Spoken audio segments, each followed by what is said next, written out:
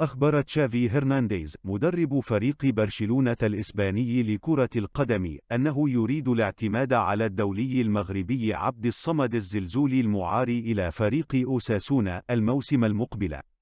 وأوضحت صحيفة سبورت الكتالونية أن تشافي يرفض التخلي عن الزلزولي خلال الصيف المقبل.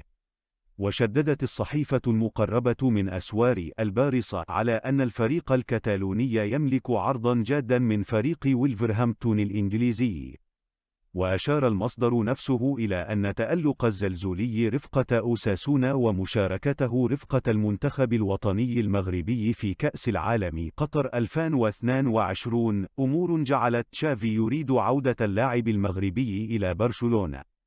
وأبرز المصدر ذاته أن تشافي يتابع الزلزولي على الرغم من إعارته إلى أوساسونا ويراه مستقبل الهجوم في برشلونة. تجدر الإشارة إلى أن الزلزولي كان قد قاد أوساسونا إلى نصف نهائي كأس ملك إسبانيا أمس الأربعاء بعد تسجيله هدف الفوز في شباك إشبيلية خلال المباراة التي انتهت بنتيجة 2-1 حيث دون الهدف الوحيد للفريق الأندلسي الدولي المغربي يوسف نصيري. وصلنا إلى نهاية الحلقة، كنتمنى أنكم استمتعتم بالمشاهدة. ما تبخلوش عنا بالضغط على زر لايك وكذلك الاشتراك في القناة باش يوصلكم كل جديد. شكرا جزيلا لكم.